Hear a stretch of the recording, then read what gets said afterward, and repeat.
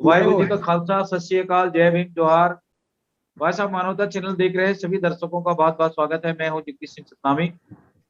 हमारे साथ आज मेहमान जुड़े हुए हैं डॉक्टर शकुंतला और उनके जो पिताजी हैं निकुंज साहब, पहले पूर्व बीओ थे। मैं उनका बहुत बहुत स्वागत करता हूं आज के इस कार्यक्रम में। और हमारे सामाजिक क्षेत्रों में बहुत लंबे समय से काम करने वाले उनके साथ हम काफी प्रभावित भी हैं और मुझे बहुत अच्छा लग रहा है कि वो आज हमारे साथ जुड़े हैं। बहुत बहुत स्वागत करते हैं आप दोनों मेहमानों का।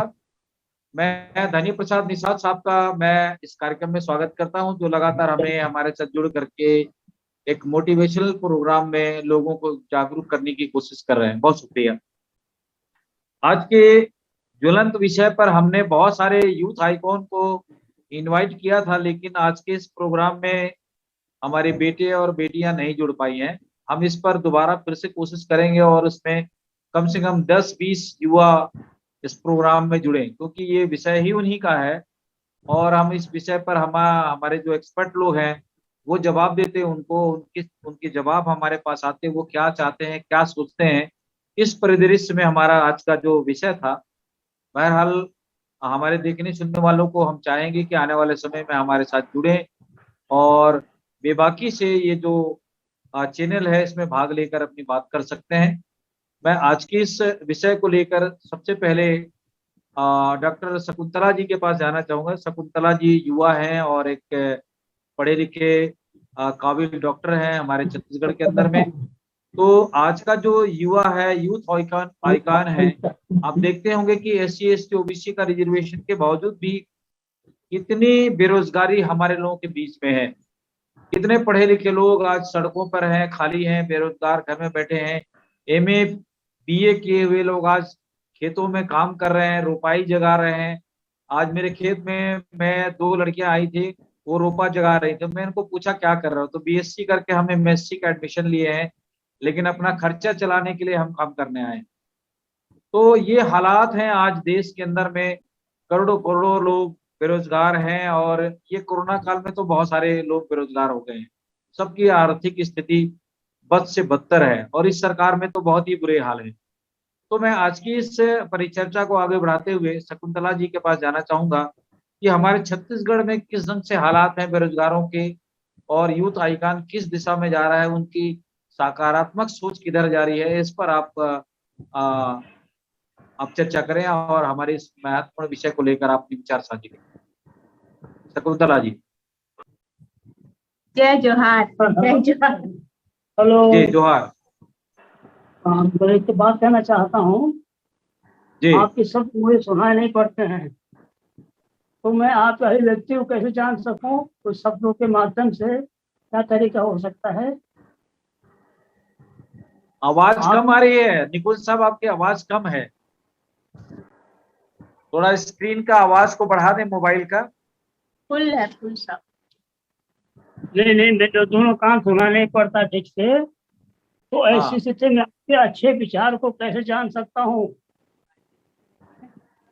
तो कैसे मुझे मिले शब्दों मेरे की? पापा का कहना है कि मुझे सुनाई नहीं देता है, मतलब क्लियर नहीं सुनाई देता है, तो आप लोग का जो डिबेट है मैं उसको कैसे समझ पाऊंगा, नहीं कैसे तो आप लोग से।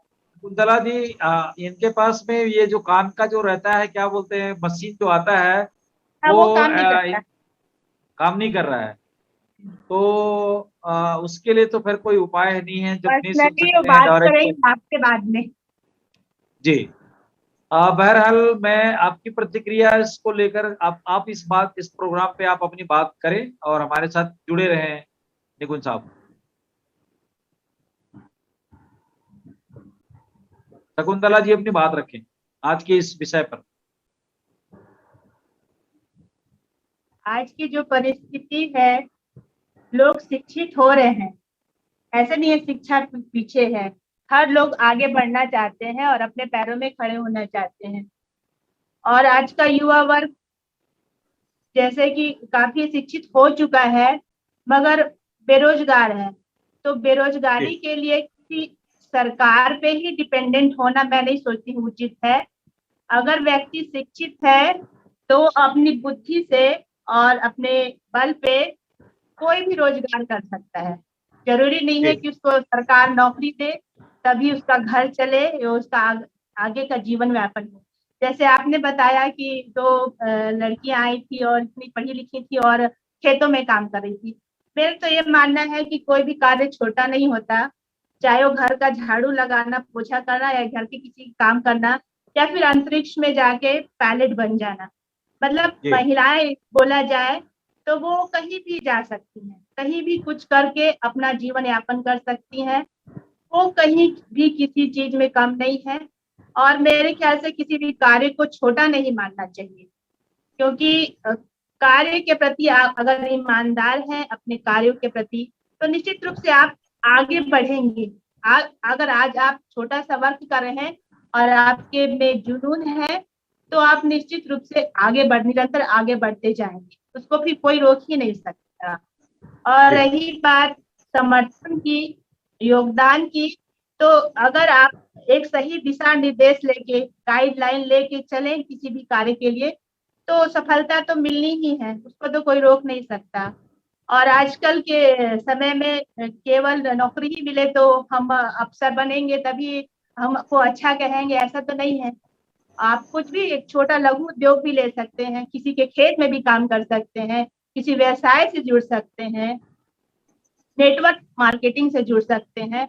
मेहनत करने से तो हर कुछ हासिल हो सकता है।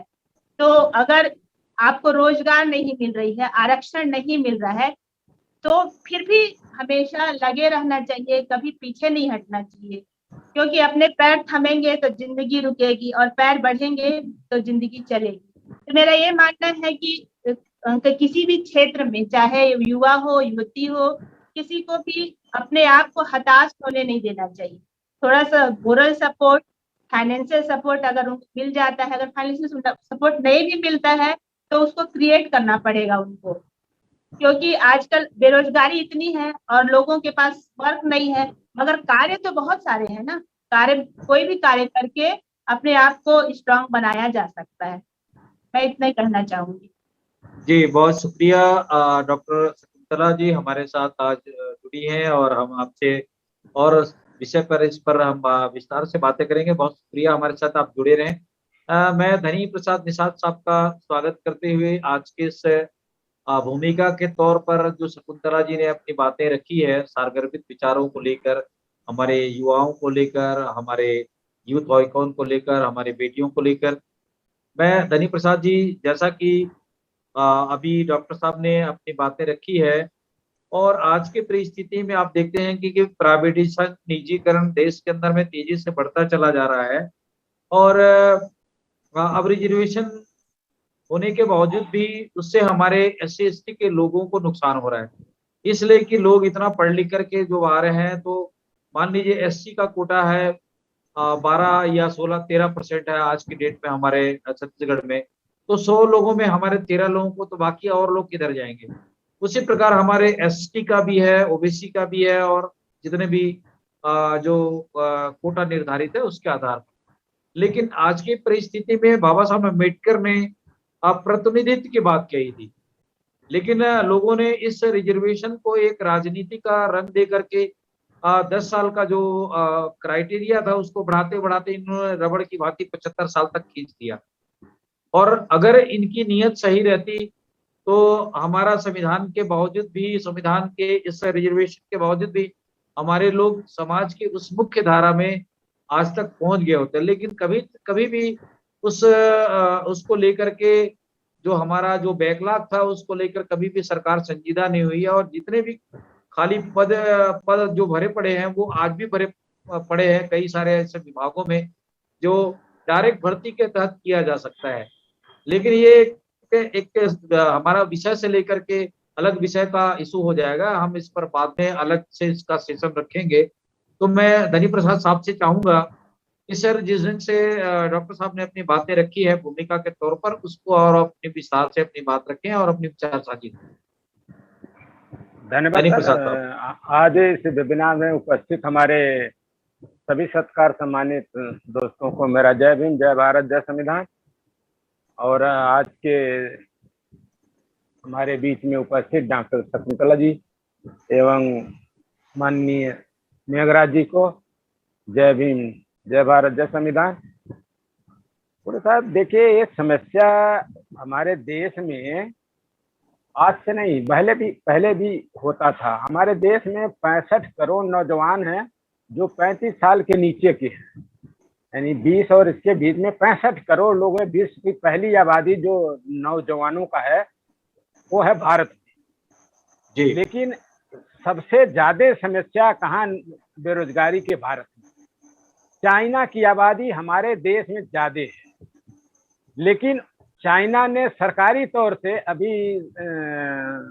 हमारे डॉक्टर शकुंतला जी ने ये कहा है कि सरकारी नौकरी की अपेक्षा हम सेल्फ डिपेंड हों।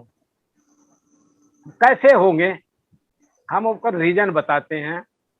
तो चाइना ने ये कह दिया कि बेरोजगारी वहां नहीं है।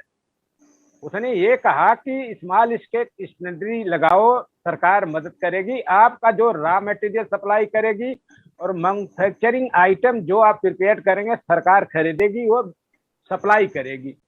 इस मीडियम से चाइना ने अपने देश के नौजवानों को बिल्कुल बेरोजगारी से कंट्रोल किया और उसने सभी चीजें जो इंडिया में चाहिए, जो अमेरिका में चाहिए, जो दूसरे देशों में चाहिए, वो बना करके उसने धड़ल्ले से आज हमारे देश में उद्योग धंधे बंद हो रहे हैं, चाइना का सामान आ रहे हैं।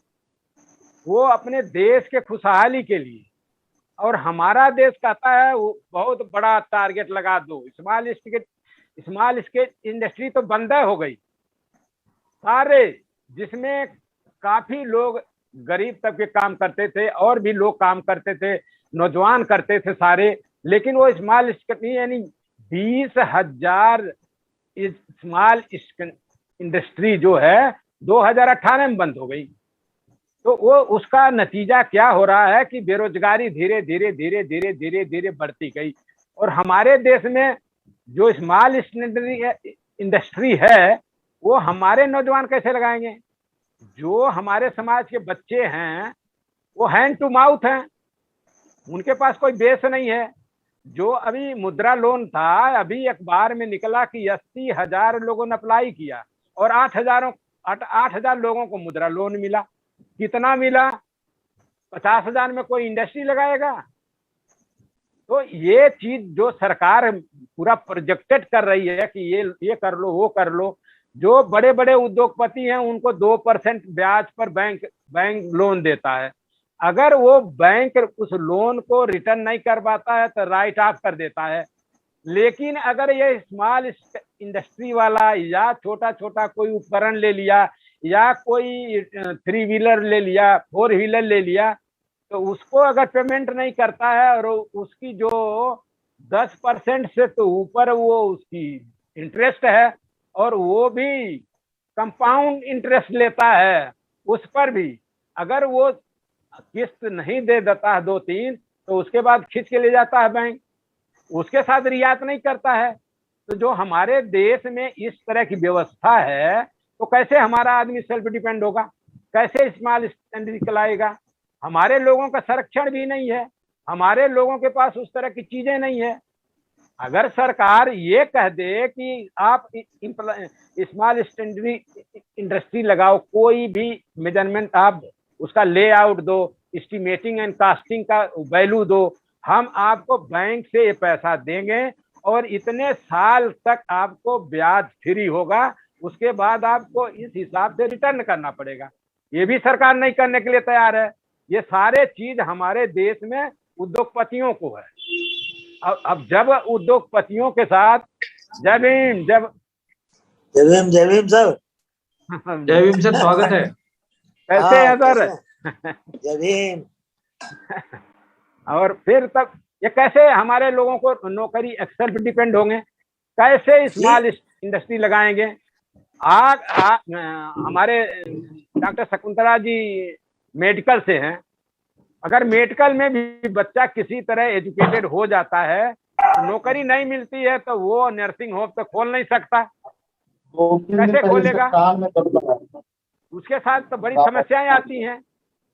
या तो वो किसी नर्सिंग होम में जा करके नौकरी करेगा, क्या देगा ये आप सभी जानते हैं। तो जो हमारे देश की सिचुएशन है बाहर की सिचुएशन है, जमीन आसमान का अंतर है। हमारे माननीय मेघराज जी बाहर से है ही हैं, हमारे माननीय डीजीपी साहब माननीय विजेंद्र सिंह जी, ये भी काफी अमेरिका वगैरह घूम के आते हैं, काफी एक्सपीरियंस है। तो विदेशों में जो इंडस्ट्री लगाते हैं सरकार सब कुछ देती है, जमीन दे देती, पानी दे देती, बिजली दे देती है, पैसा दे देती है, लगाओ। लेकिन उनके सरकार का एक कंडीशन होता है कि जो भी इम्प्लाई रखोगे उनके मेडिकल सुविधा और उनके परवरिश की सुविधा गवर्नमेंट के नियम के अनुसार चलेगा। अगर आप उसको फॉलो नहीं करते हो तो आपका रजिस्ट्रेशन रद्द हो जाएगा।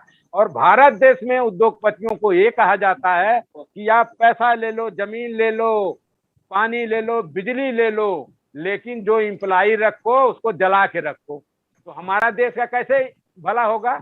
बड़े बड़े मैं काम करता हूँ, लोग बुलाते भी हैं, कई बड़े बड़े उद्योगों के अंदर है आजकल वो कॉन्ट्रैक्ट बेसिस चल गया, लाल रजिस्टर रखता है और डेली वेजेस शो करता है उसमें कि आदमी ये डेली वेजेस है, मर जाए जर जाए कोई हमारा लेना देना नहीं है। एक आदमी बॉयलर फटा जल गया, उसको निकाल के सड़क पर फेंक दिया, प्रदर्शन हो रहा था, पूरा मीडिया लगी हुई थी, लेकिन उसके साथ नया नहीं हुआ, उसने शो कर दिया कि हमारे यहाँ की इम्प्लाई नहीं है। आप क्या करेंगे इस देश में? कैसे लोगों का ये वर्चस्व कायम होगा? न कोई साधन है, न कोई सुविधा है। हमारा हर आदमी, हर बच्चा चाहता है कि अपना लाइफ सिक्योर करूं, सेल्फ डिपेंड हो जाऊं, लेकिन उसके अंदर बेस होना चाहिए ना।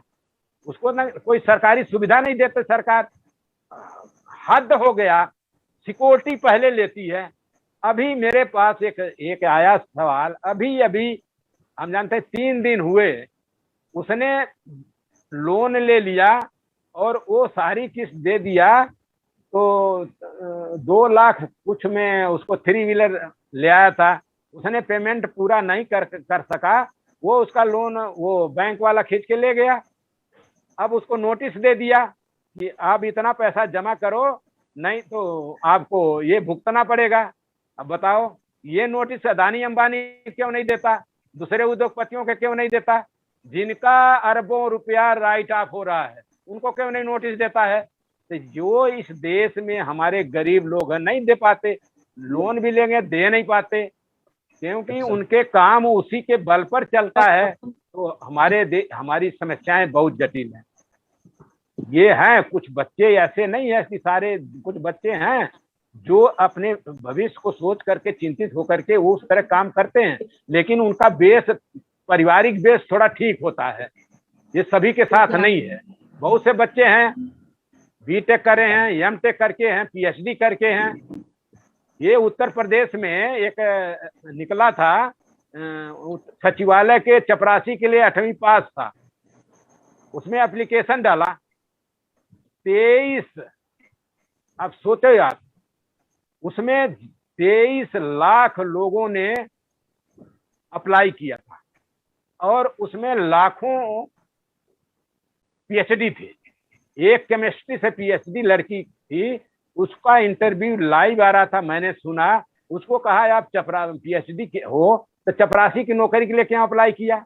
वो कह रही थी कि अगर प्राइवेट में जाएंगे तो 15,000 देगा, लेकिन कब निकाल देगा कोई पता नहीं है, लेकिन अगर यहाँ चपरासी भी लग जाएंगे तो 19,000 रुपया देगा और जॉब सिक्योर हो जाएगा। देखिए ये हमारे देश की सिचुएशन है। अब क्या देश में कर रहे हैं? तो इस तरह से अगर नहीं हम विश्लेषण कर पाते कि सरकार क्या कर रही है, ये बहुत सी चीजें हमारे पास प्रूफ है सरकार करती क्या है और क्या अपने समाज के लिए केवल पूरे इस समय वर्तमान समय में सवर्णों के व्यवस्था के लिए सरकार संकल्प है, चाहे वो किसी रूप में हो, वो सवर्णों के विकास के लिए संकल्प है, बाकी किसी से कोई लेना देना नहीं है। उसका भी हमारे पास पूरा प्रूफ है। तो इसलिए आप बाकी लोगों से भी प्रतिक्रिया लें और बहुत कुछ है। दूसरा ये है कोई भी काम, कोई भी बुराई जब तक अच्छा काम नहीं होगा, अच्छाई नहीं आएगी, तब तक वो दूर नहीं हो सकती और न कर सकते हैं। इन्हीं बातों के साथ मैं पुनः आपको आऊंगा और टाइम देंगे। तो जी जय जी, भीम बहुत सभी को। शुक्रिया धनी प्रसाद साहब, आपने बहुत ही ज्वलंत इश्यू को छू करके हमारे लोगों के बीच में आपने अपने विचार साझे किए हैं। हमारे साथ पूर्व आईपीएस अधिकारी डीजीपी साहब रहे उत्तर प्रदेश में, अभी हमारे साथ नोएडा से जुड़ चुके हैं। उनका बहुत बहुत स्वागत करता हूं मैं। ब्रजेंद्र सिंह साहब, हम आज का जो हमारा विषय है और ये बेरोजगारों के ऊपर में है, और जो महिलाएं हैं वो सेल्फ डिपेंड कैसे हों आज की परिस्थिति पर, जो प्राइवेटाइजेशन हो रहा है, निजीकरण हो रहा है, और भारत का हमारे जो बहुसंख्यक समाज के जो लोग हैं, मूल निवासी कहते हैं जिन्हें, उनकी युवा बेरोजगारों की संख्या को, आंकड़ा को भी अभी हमारे धनी प्रसाद जी ने रखा है। बहुत ही बुरे हालात हैं। इस पर मैं आपसे जानना चाहूंगा कि इस पर थोड़ी आप अपने विवेक से और अपने अनुभव के आधार पर आज की इस परिचर्चा पर में विचार रखें। ब्रजेंद्र सिंह साहब, हमें सुन पा रहे हैं?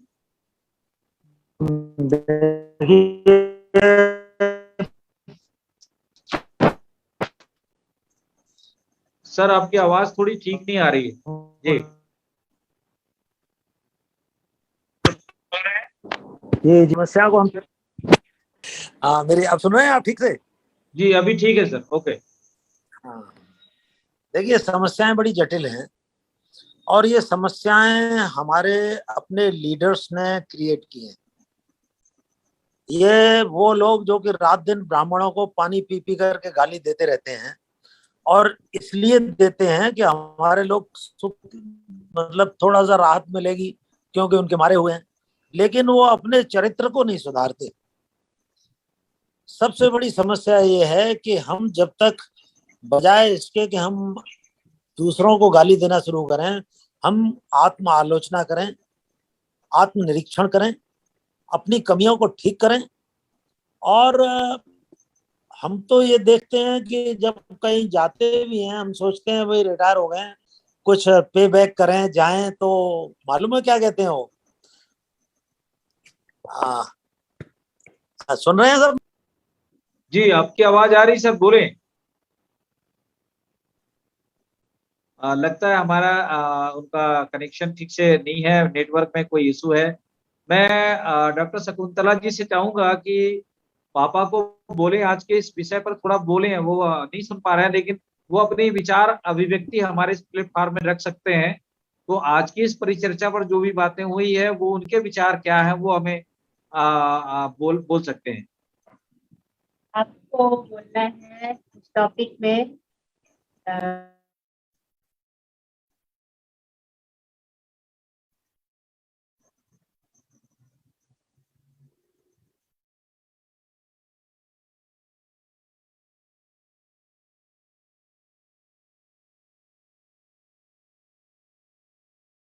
जी शकुंतला जी, अपनी आवाज को म्यूट करें और पापा जी को बोलने के लिए बोले कि आज किस प्रोग्राम में रखें।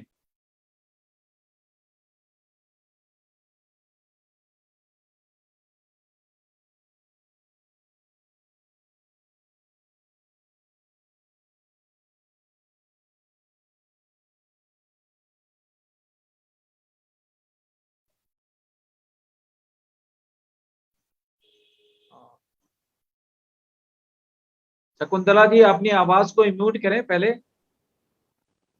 और पूरा चेहरा उन्हीं का आने दें, इसमें पापा का चेहरा आने दें स्क्रीन पे।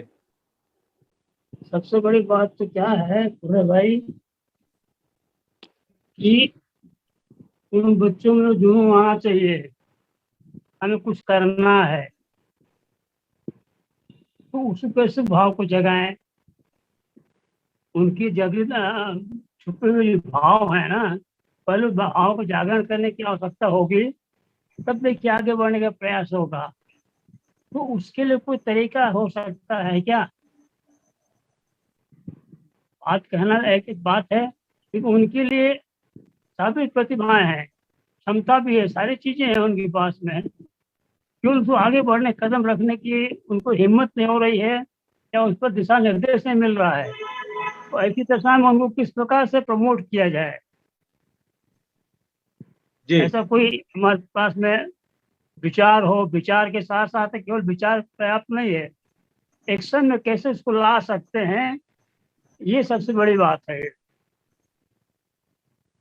जी बाकी देखिए विचार तो हम लोग बहुत देते हैं, लेते हैं, सब कुछ है, लेकिन उनको आगे बढ़ाने की दिशा में हम उनके लिए क्या सहयोग कर सकते हैं, ये इसकी आवश्यकता है।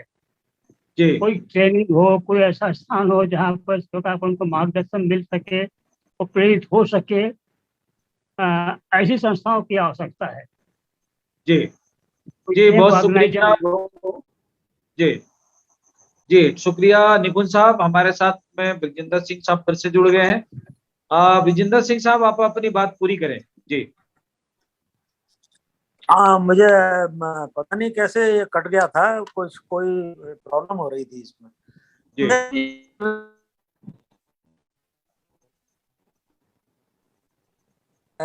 सर, आपकी आवाज ठीक से नहीं आ रही, आज नेट में कोई इशू है लगता है। जी से वो किस स्टेज पे कटा था वो, मैं ये साल हो गया। हाँ, तो मैं ये कह रहा था कि हमारी जो समस्याएं हैं मैं अगर सुन रहे हो आप मेरी बात, तो मैं ये कहना चाह रहा था कि जो हमारी समस्याएं हैं वो लीडरशिप का संकट है, नेतृत्व का संकट है, और वो दूसरी समस्या उससे भी बड़ी है, गुलामी है।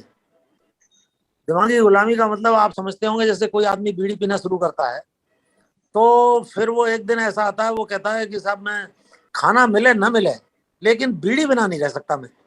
तो ये जो समस्या दिमागी गुलामी की हो गई है कि हम, जो आप ईमानदारी से अगर आप देखें तो आरएसएस की कैडर्स को हम लोग सजा रहे हैं, और चाहे बड़े से बड़ा हमारी पोजीशन पे आदमी हमारा रख दिया हो, वो सिवाय उनकी गुलामी और बूट पॉलिश के अलावा कुछ नहीं करता।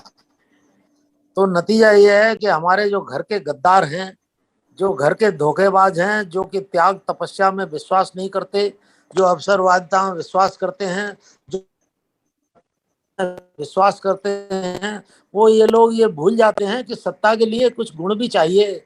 आपका जो उद्देश्य है, आपका लक्ष्य है व्यवस्था परिवर्तन का, शेर व्यवस्था परिवर्तन नहीं किया करते, व्यवस्था परिवर्तन शेरों का काम है। और हमारा जो राष्ट्र का चिन्ह है, आपने शेर दहाड़ रहे हैं, सम्राट अशोक, तो वो एक पराक्रम का प्रतीक है, वो प्रतीक है हमारी ब्राह्मण संस्कृति का एक चिन्ह है। हम बजाय उसके हम अवसरवाद में ले हुए रात दिन गाली देते हैं पानी पी पी करके ब्राह्मणों को, अपने को सुधारने की कोशिश नहीं करते। एक नेता थे हमारे बामसेब, उन्होंने 36 पार्टियों का संगठन बनाया, और हमको भी फोन आया कि सब 36 पार्टियों का संगठन है। तो मैंने कहा 36 नहीं है, सब राष्ट्रीय नेता हैं, राष्ट्रीय महामंत्री हैं, ये सियारों के हुआ करने से कुछ नहीं होना है। तो नतीजा ये हुआ कि वो उस नेता ने सबसे बड़ा अपना रैली की इटावा में जाकर के, और इटावा में अखिलेश को ये दिखाने के लिए कि मैं ऑल इंडिया लीडर हूँ, मेरा इतना सपोर्ट है, उसने जरा भी घास नहीं डाली। नेता भी जानते हैं इनकी क्या औकात है। तो जब उसको सोच रहा 2-3 सीट मुझे दे देगा, 2-3 सीट नहीं दी।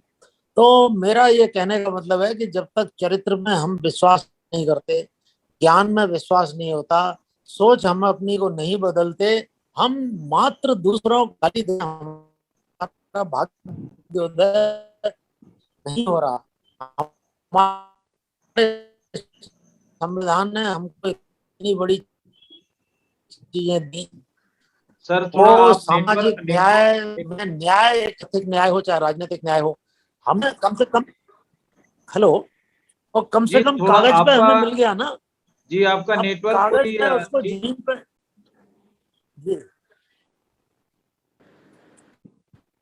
हाँ, नेटवर्क तो अब गड़बड़ हो रहा है, क्या किया जाए, नेटवर्क तो मेरे हाथ नहीं में नहीं है, कागज नहीं, पे आप हमें उस जगह से थोड़ा हट करके दूसरे जगह पे जाएं तो मेरे ख्याल से आवाज आ सकती है ठीक से। जी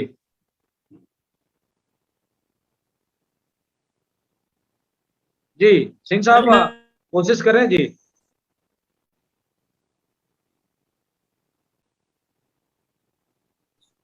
और मैं एकदम सामने बैठा हुआ हूँ।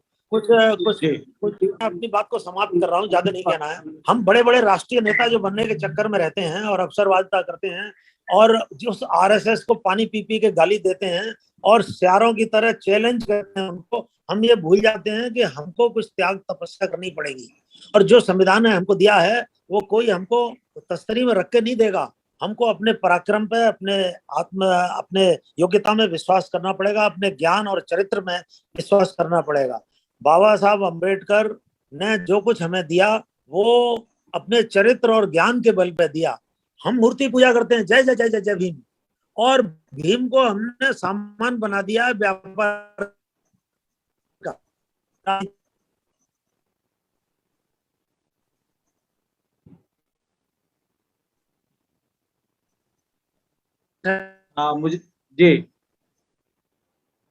मुझे लगता है ब्रजेंद्र सिंह नौकरी में साहब का आज नेट बहुत ही खराब है जी।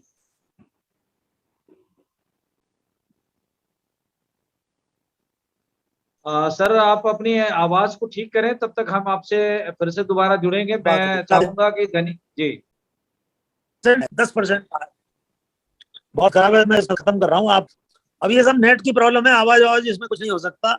मैं मेरे ख्याल से मैं सुन रहा हूँ आप लोगों को, आपकी आवाज ठीक आ रही है। आप लोग कार्यक्रम को जारी रखें। धन्यवाद जी, शुक्रिया सर। धनी प्रसाद जी, मैं आपसे फिर से चाहूंगा कि अभी ब्रजेंद्र सिंह साहब ने जो कुछ बातें रखी वो ज्वलंत इशू पर रखी हैं कि हम दूसरों को गाली देते रहें या उस टाइप की उनको कोसते रहें, इससे क्या हमारे समाज का भला होने वाला नहीं है।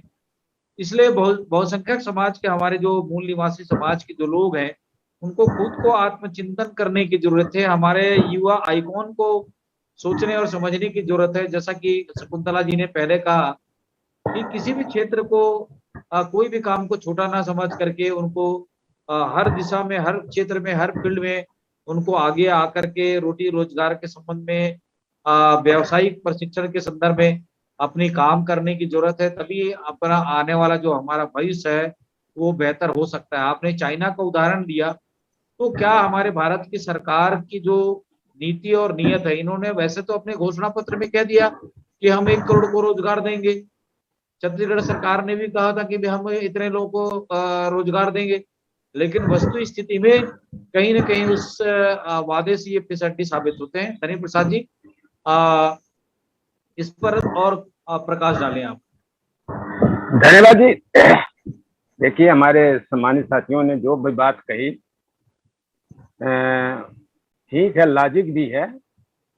देखिए, जो अपने देश के नौजवानों के या अपने नागरिकों की खुशहाली देखता है, कौन देख पाता है? शासक वर्ग। शासक वर्ग, जो शासन सत्ता जिसके हाथ में होती है, वो अपने देशवासियों के कल्याण के लिए हमेशा तत्पर रहते हैं। अगर शासक वर्ग की नीतियां और उसके नियत ठीक नहीं है तो देश के देशवासी हमेशा कष्ट रहते हैं, गरीब होते हैं। और इस सरकार की जो नीतियां हैं, नियत है, वो ऐसे ही है कि इनका ये मैनिपुलेटेड।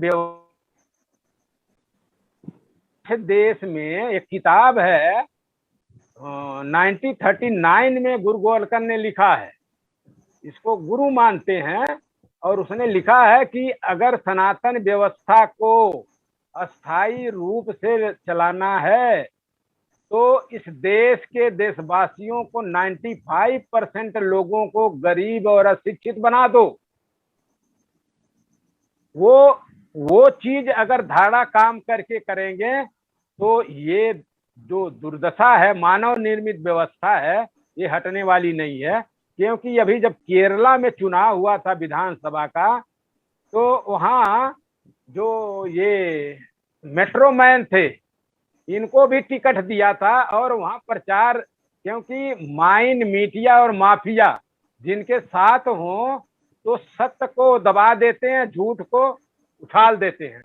तो वहाँ उनकी प्रचार व्यवस्था थी।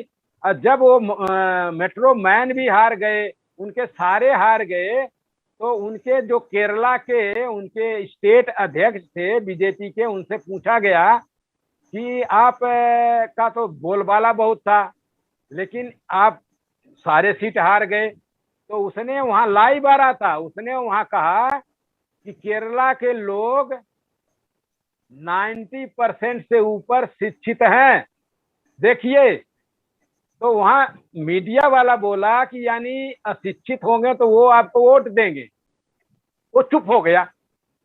तो ये जहां नीति नियत ऐसी होगी तो हमारे देश का जो कल्याण कैसे होगा। और हमारे नए बच्चों को ये चीजें पता नहीं चल पा रहा है कि कर क्या रहे हैं। देखिए, हमारे अभी लेटरल एंट्री हमारे बच्चों को नहीं पता है। लेटरल एंट्री द्वारा इन्होंने सैकड़ों आईएएस आईपीएस भर्ती कर लिया, और वो कहा संयुक्त सचिव जो आईएएस भर्ती किया बिना किसी परीक्षा के, बिना किसी पेपर के, बिना किसी डिग्री देखे उन्होंने सब ले लिया, और वो उनको कहाँ रखा, एडिशनल सेक्रेटरी, संयुक्त सचिव। जो हमारे बच्चे या देश भारत के बच्चे डायरेक्ट आईएएस होकर 15 साल बाद प्रमोशन पाते हैं, उनको डायरेक्ट वो उनके ऊपर जाके एडिशनल सेक्रेटरी बैठा दिया। अब इस तरह की जहां व्यवस्था होगी तो हमारे बच्चे क्या करेंगे, कौन सी उनकी क्वालिटी होगी। आरक्षण से कह रहे हैं क्वालिटी खराब है, लेटरल एंट्री से क्वालिटी बढ़ रही है। अभी ईडब्ल्यूएस का नीट में 3% पाने वाली लड़की ब्राह्मण थी, वो पास कर गई, और जो उससे कई गुना ज्यादा पाने वाले एससी एसटी ओबीसी के लड़के फेल कर दिए गए। तो अब क्वालिटी नहीं खराब होती है, हमारे बच्चों को पता नहीं चल रहा है। बच्चे जब तक उनको सच्चाई नहीं पता चलेगी ये सरकार करती क्या है, हमारे देश के ये नेता करते क्या ना है, क्योंकि सत्ता के ऊपर, शासन व्यवस्था के ऊपर ही सारी सुविधाएं डिपेंड होती हैं। आज देखिए आप, लाखों करोड़ रुपया राइट ऑफ हो रहा है बैंकों का, और पूरा देश कंगाल हो गया। बैंक लूट के चले गए सारे। कौन गए, गुजरात के सारे, एक आदमी छोड़ करके बाकी सारे मोदी हैं। विजय माल्या को छोड़ करके सारे मोदी ही हैं, और सारे अरबों करोड़ रुपया ले जा करके विदेश में जाके ऐशो आराम कर रहे हैं। उनको तो नहीं सरकार कह रही है कि ये देशद्रोही हैं, उनके यहाँ तो नहीं ईडी का छापा पड़ रहा है, उनके यहाँ तो नहीं सीबीआई जा रही है। तो ये जो देश में हो रहा है, देश के पैसा अभी आ रहा है, बहुत से चीजें आ रही हैं कि 7,000 भारत के लोग 2020 में बाहर चले गए, यहाँ की संपत्ति लेकर के विदेश में बिजनेस कर रहे हैं, उनकी नागरिकता मिल गई और उसकी कंडीशन भी सब कुछ मिल गया।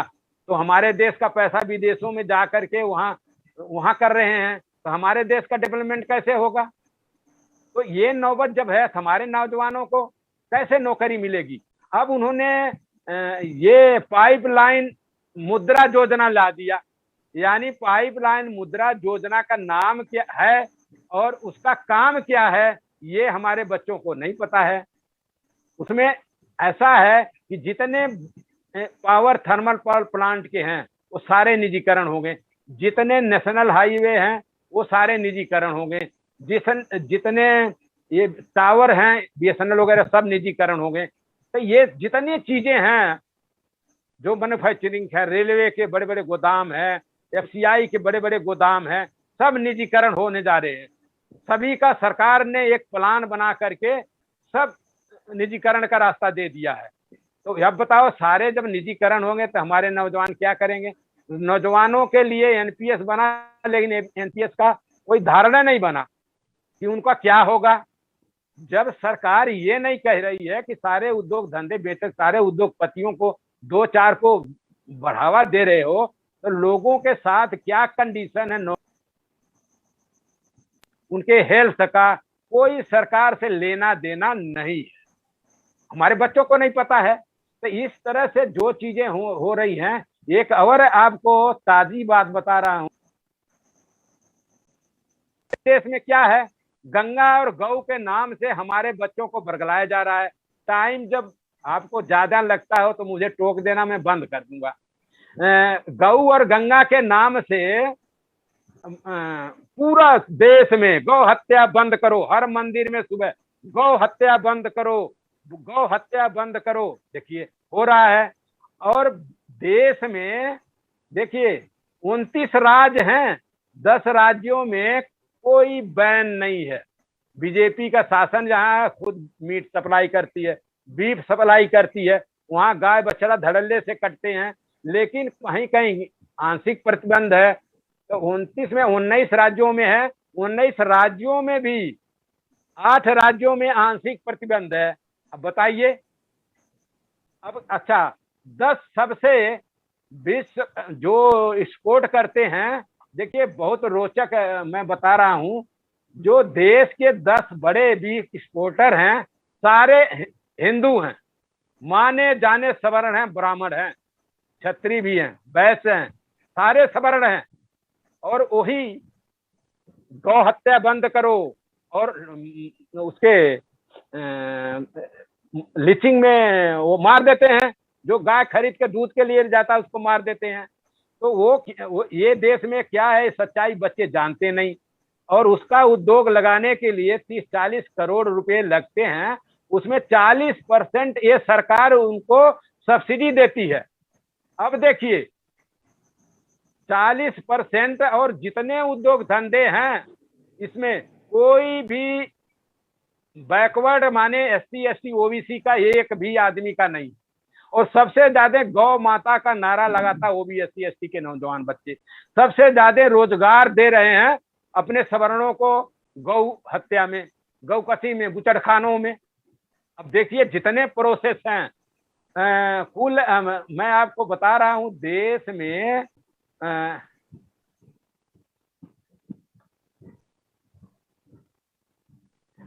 3616 बुचड़खाने हमारे भारत में।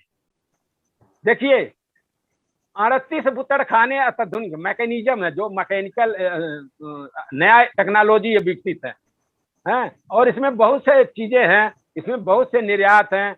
अब जो अच्छा जितने ये ब्राह्मणों के बुचड़खाने हैं उनका सबका नाम उर्दू में है, मुसलमानों के नाम से क्या है, अल कबीर। अब अल कबीर एक्सपोर्ट प्राइवेट लिमिटेड है, इसका मालिक है सतीश एंड अतुल सबरवाल, ब्राह्मण है। अब ये इनको जो देखेगा तो कहेगा ये तो मुसलमान का है। उसी तरह से अरबियन एक्सपोर्ट प्राइवेट लिमिटेड है, इसका सुनील कपूर मालिक है। अब बताइए ये जो अल कबीर है इसका एक साल का इनकम 6.5 करोड़ रुपए, 650 करोड़ रुपया है। सारे इसके कितने 1500 एम्प्लाई हैं, 1.5 लाख एम्प्लाई रखे हैं। ये क्या है, कौन लोग हैं ये? हमारे बच्चों को बरगला करके गौ गंगा के चक्कर में विनाश हो रहा है, और लोगों को पता नहीं है कि ये सारे लोग जितने बुचड़खाने हैं ये ब्राह्मणों के हैं। 38 बुचड़खाने उत्तर प्रदेश में है जो स्टेट इंडिया लेवल के हैं, ये राष्ट्रीय लेवल के बता रहा हूँ। 10 जो हैं ये अंतरराष्ट्रीय लेवल के हैं।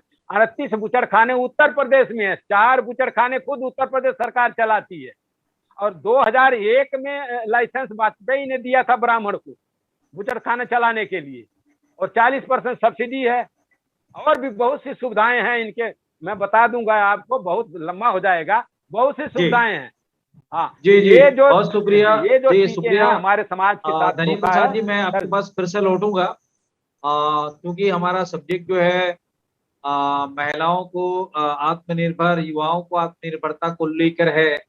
तो इस पर हम जो आप जो सवाल कर रहे थे इस पर हमें और करेंगे। मैं डॉक्टर शकुंतला जी के माध्यम से, क्योंकि वो युवा हैं और युवा परिस्थितियों को बेहतर समझती हैं, और उनके पापा का भी एक सवाल था, अभी उन्होंने छोड़ा था हमारे लोगों के बीच में, कि हम सिर्फ विचार करते रहेंगे या डिस्कस करते रहेंगे, कोई ठोस हमारे लिए कोई नीति और नियत ना हो तो हम क्या कर सकते हैं, उसके लिए इम्प्लीमेंटेशन की जरूरत है, ऐसा उन्होंने भी कहा है। तो आपके उनके इस सवाल का जवाब भी हम आप दोनों एक्सपर्ट से, विजेंद्र सिंह से आपसे हम लेंगे। मैं कोई और सवाल को लेकर या सुझाव को लेकर शकुंतला जी से चाहूंगा कि जो हमारे साथ जो लाखों युवा लड़के और लड़कियां आज पढ़ लिख करके ऐसे डिप्रेशन में चले गए हैं, कुछ उनको समझ में नहीं आ रहा है कि वो क्या करें क्या ना करें। एक तरफ से सरकार का नीति नियत भी हमारे बेरोजगारों के लिए नहीं है, इनका उम्र भी खराब हो रहा है, तो ऐसे हालात में एक बेरोजगारी की समस्या से जूझने वाला युवा हो या युवती हो, उसके ऊपर में क्या बीतती है, इसको लेकर मैं शकुंतला जी से चाहूंगा कि इसके ऊपर आप अपने विचार भी रखें और कोई सुझाव भी दें। शकुंतला जी।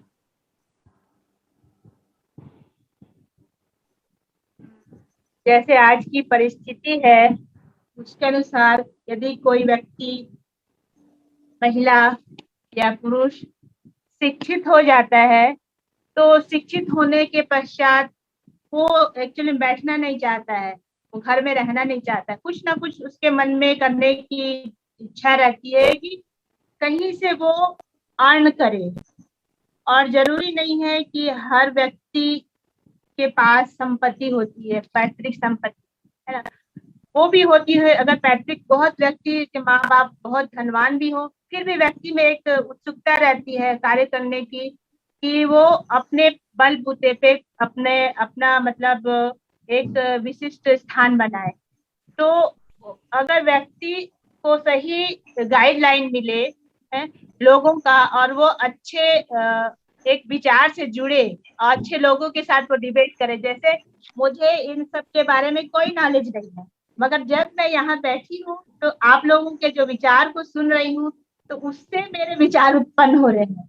तो यही है कि अगर कोई व्यक्ति अपने आप को शिक्षित हो गया है और ऐसे लोगों के संपर्क में रहे जो उसको मोटिवेट करते रहे कि हाँ आगे हमको बढ़ना है, तो डेफिनेटली वो अपने पैर को थामेगा नहीं। और उसको एक अगर सही मार्गदर्शन मिल जाए, चाहे वो किसी के माध्यम से, मीडिया के माध्यम से मिल जाए, जन जागरण के माध्यम से मिल जाए, अपने फ्रेंड सर्कल के माध्यम से मिल जाए, या फिर समाज के किसी भी लोगों से मिल जाए, तो वो अगर वो अपने आप को समझ लिया, अपने पहचान लिया, तो अपने वो दिशा निर्देश स्वयं निर्धारित कर लेता है। और अगर डिप्रेशन वाली बात है तो हर व्यक्ति के जीवन में तो डिप्रेशन होता है, चाहे वो व्यक्ति कार्य करता हो चाहे ना करता हो, वो तो एक हार्मोनल है और मानसिक स्थिति है, तो उससे स्वयं को ही उबरना पड़ता है, उसके लिए कोई सामने नहीं आता है। और जो व्यक्ति डिप्रेशन में होता है वो तो डिप्रेशन में जाता है। एक आईएएस अफसर को देखिए, एक आईपीएस को देखिए, कलेक्टर को देखिए, वो हर व्यक्ति के जीवन में डिप्रेशन लगा हुआ है। जो व्यक्ति कार्य करता है उसको भी, और जो कार्य नहीं करता है वही सबसे ज्यादा सुखी रहता है, मेरा ये मानना है। मगर ये है कि व्यक्ति को अगर सही मिल जाए मार्गदर्शन तो वो अपना कार्य कर सकता है। और जैसे कि हम देखते हैं कि हमारे जो जिला में बहुत सारी युवतियां हैं, वो रोजगार के लिए, क्योंकि वो घर में बैठना नहीं चाहती, अपने लिए अपनों के लिए वो अर्न करना चाहती है, तो वो बड़े महानगरों में जाती हैं और हर टाइप के कार्य करती हैं। तो अगर वो कोई सोच लेता है कि हमको कार्य करना है, तो फिर वो अपने पैर को नहीं थामता है, वो अपने आप को प्रबल करता है, सक्षम करता है। और बहुत सारी, जैसे कि हमने देखा है कि अगर हम राजनीति में जाएं तो कई व्यक्ति होते हैं जो कि संघर्ष करके ऊपर जाते हैं, और कई लोग होते हैं जो चाटुकारिता के माध्यम से कम समय में ऊपर जाना चाहते हैं। तो वो व्यक्ति पे निर्भर करता है कि उसकी सोच कैसी है, वो उस पे उसका अपना आत्मसम्मान है, या फिर वो दूसरों के कहने पर और करने पे आगे बढ़ता है। वो अपना व्यक्तिगत मामला होता है, और इससे ज्यादा तो मैं मेरे ख्याल जी से नहीं बता पाऊंगी, विचार व्यक्त जी, नहीं कर पाऊंगी। बहुत शुक्रिया हमारे साथ जुड़ने के लिए, दोबारा विचार साझी करने के लिए। मैं कुछ सुझाव के रूप में आपके पापा से भी चाहूंगा कि इस समस्या का एक सॉल्यूशन क्या है, क्या उनके दिमाग में चल रहा है आज की परिस्थिति में, तो आप उनसे कहें कि वो इसके सॉल्यूशन के संदर्भ में अपने विचार रख सकते हैं संक्षिप्त में। शकुंतला जी अपने पापा को।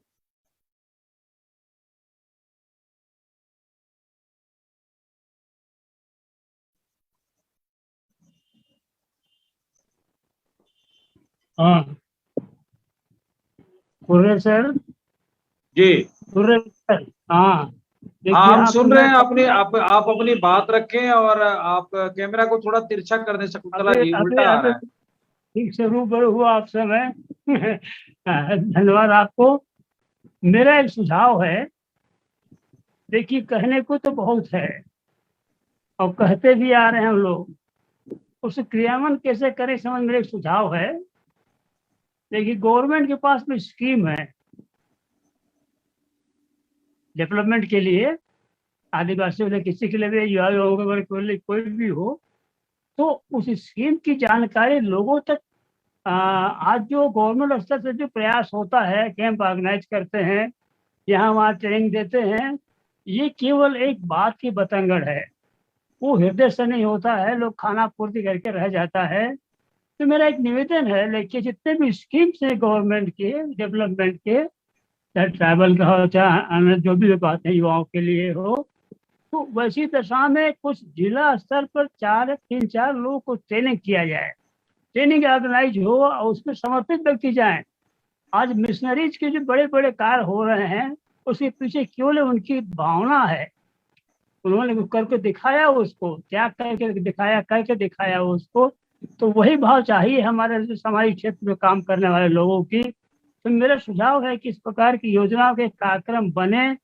और देखिए एनजीओ बहुत से हैं, लाखों हैं, सब डेवलपमेंट की बात करते हैं बेचारे, लेकिन सफल कहीं नहीं हो रहा है।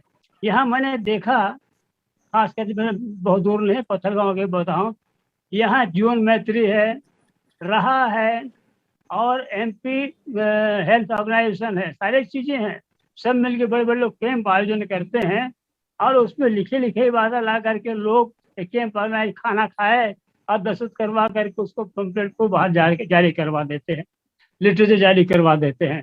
इससे नहीं होगा। मिशन आज मेरी जानकारी है, आज जब से यहाँ जान रहा हूँ विद्यार्थी जीवन से, तब से मिशन का पहले क्षेत्र सीमित था आपके जसपुर तक, आज वो सरगुजा से लेके कहाँ तक पहुँच गया वो, उनके पीछे उनकी भावना के साथ में कार्य भी किए वो लोग। तो ये एक मिशन स्पिरिट चाहिए हमको, कुछ कार्यकर्ताओं की आवश्यकता है जो समर्पित होकर के उस काम को करे। और इसके लिए देखिए एक एनजीओ का गठन करके उसके माध्यम से एक प्रचार प्रसार इस प्रकार लोगों को क्षेत्र में जा करके ट्रेनिंग की व्यवस्था करें, लिटरेचर पर बने, हमारा गाइडलाइन बने वो मार्गदर्शिका, और उस पर क्रियान्वयन हो सर। तो देखिए हो सकता है उसको एनजीओ जिस प्रकार सुविधाएं उपलब्ध करते हैं वैसे उस कार्यक्रम बने और उसमें उनको साधन संपन्न किया जाए। और इसके लिए देखिए गवर्नमेंट स्तर में जो बात होती है कि भाई 5 आदिवासियों को दे दिए, 5 हरिजन को दे दिए, अब वो लोग जाकर कर लेंगे, ऐसा नहीं होता है। स्वयंसेवी संस्थाएं हमारी हैं, हमारी संस्थाएं जो स्वयंसेवी संस्थाएं हैं वो व्यक्ति का चयन करके उनको दें और उनकी ऑर्गेनाइज करवाएं, इस प्रकार की बातें होगा। तो मन से बात करना और एक औपचारिकताएं बात करना, दो में बहुत अंतर है। अभी तक हमारे विकास की बात हो रही, सब औपचारिकताएं हो रही है, मन से नहीं हो नहीं पा रहा है। उसके लिए मिशन स्पिरिट हमको आवश्यकता है, तो उसके लिए व्यवस्था हो, हम लोग चर्चा करें। देखिए आप कहाँ हैं अभी? जी निकुंज साहब, आपकी बातें आपके सुझाव हमारे तक पहुंच गए हैं और बहुत शुक्रिया आज हमारे साथ जुड़ने के लिए। मैं जो निकुंज साहब हैं वो रिटायरमेंट बीओ साहब रहे हैं हमारे छत्तीसगढ़ जसपुर में। शुक्रिया, हमारे साथ आपने विचार साझी किया, आपके सुझाव भी आए। मैं विजेंद्र सिंह साहब से फिर से चाहूंगा कि उनका अगर नेट सही हो तो। अच्छा, मेघराज जी, आप अपनी प्रतिक्रिया पहले इस आज के विषय पर अपनी बात रख दें, उसके बाद मैं विजेंद्र सिंह के पास जरूर जाऊंगा। तो जी वाहिगुरु जी फतेह। पहली बात तो मैं इनके जो डॉक्टर शकुंतला जी के डैडी है जो भी हैं, इनकी जो विचार, इनके अंदर एक लगन, एक वो जज्बा, मतलब एक वो अंदर चीज पड़ी है भाई काम क्यों नहीं हो पा रहा है इसके लिए, भारत के लिए, मतलब ये सारा कुछ चलने के बाद में कुछ कामयाब क्यों नहीं हो पा रहे हैं। देखो मेरा बड़ा हिसाब है कि अगर ये 2-4 साल, मतलब 2 साल के अंदर अंदर कुछ ना कुछ इनको नजर आएगा, ऐसा हम प्लान लेकर हमारे पास में है प्लान इसका। और शकुंतला जी ने बोला है कि भाई मतलब जो है राइट डायरेक्शन अगर मिल जाए तो मिल जाए जगह, तो इसके लिए भी हमारे पास में भी सही सही रास्ता है बच्चों को दिखाने के लिए, जो सही दिशा में जा सकते हैं वो नौजवान।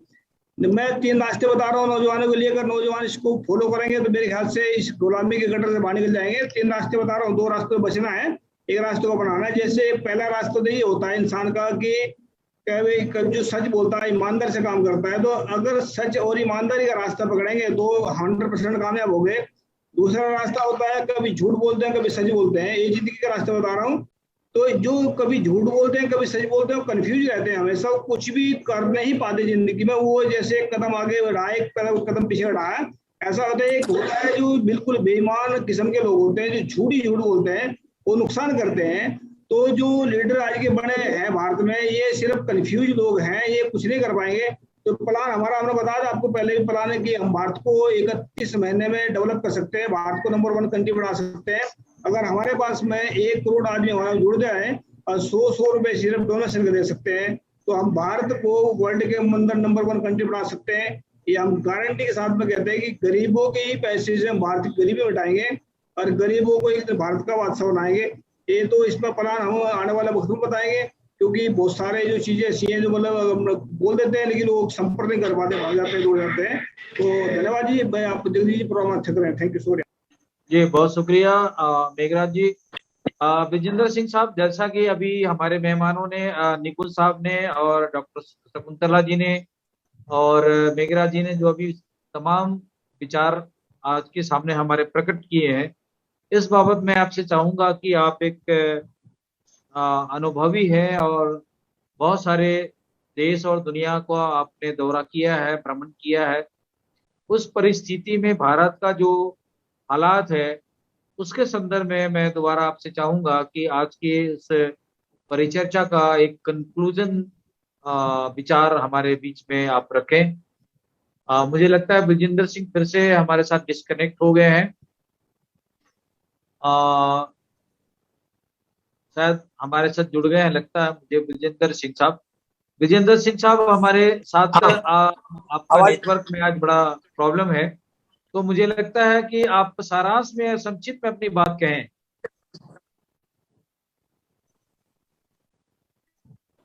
सिंह साहब।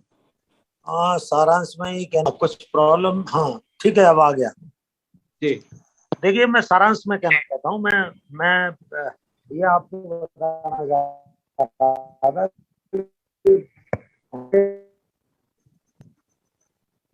लोगों की समस्याएं बड़ी गंभीर हैं कि वो है दिमागी गुलामी की, और ये दिमागी गुलामी के लिए जिम्मेदार हम नहीं है। ये साथ जो अत्याचार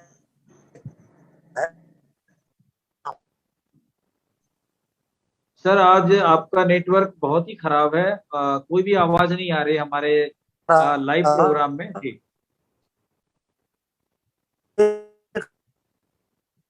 आदमी बीड़ी पीना शुरू करता है तो एक दिन जब कहते हैं कि बीड़ी छोड़ दो, साहब खाना देखिए, ये समस्या ये है कि ये जो हमारे जो बुरी हालत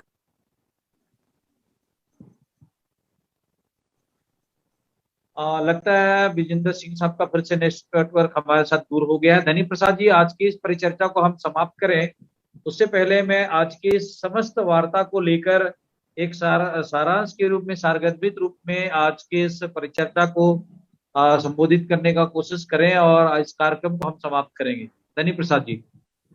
धन्यवाद जी। देखिए, आज हमारे सामने बड़ी भारी समस्या है अपने नौजवान बच्चों के लिए, और नौजवान बच्चों के लिए हम क्या गाइड दें, कौन सा सिस्टम यानी प्रशिक्षण दिया जाए कि ताकि उनको मनोबल ऊंचा हो और वो कुछ अपने जीवन यापन के प्रति समर्पित हों।